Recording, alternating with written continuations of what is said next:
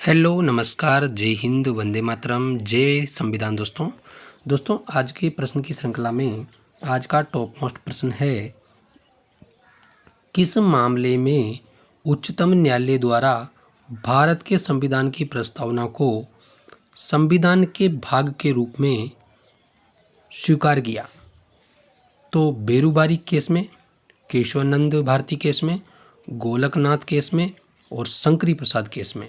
तो दोस्तों यहाँ पर हम बात करें तो केशवानंद भारती केस में, जो कि 1973 में हुआ था, 1973 में हुआ था, इसके द्वारा उच्चतम न्यायालय द्वारा भारत के संविधान की प्रस्तावना को संविधान के भाग के रूप में स्वीकार किया गया।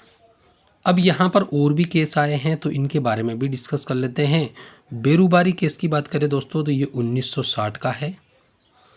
गोलकनाथ केस की बात करें तो ये 1967 का है और शंकरी प्रसाद केस की बात करें तो ये 1951 का है। ठीक है दोस्तों, थ्योरी देख लीजिए आप।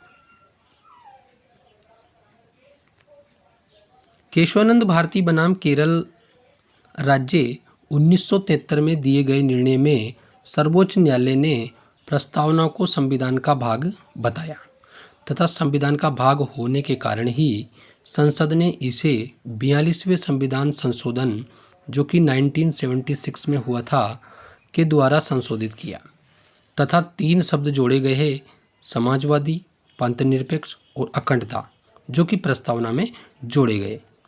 जबकि सर्वोच्च न्यायालय ने बेरूबारी यूनियनवाद 1960 में प्रस्तावना को संविधान का भाग नहीं माना था दोस्तों।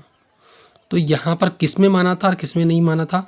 तो 1960 में तो जो बेरूबारीवाद था, ठीक है, 1960 का बेरूबारीवाद, उसमें प्रस्तावना को संविधान का भाग नहीं माना था और प्रस्तावना को संविधान का भाग जो बताया है वो केशवानंद भारती बनाम केरल राज्य 1973 में बताया गया दोस्तों। तो ये भी आप ध्यान रखें दोस्तों, ठीक है।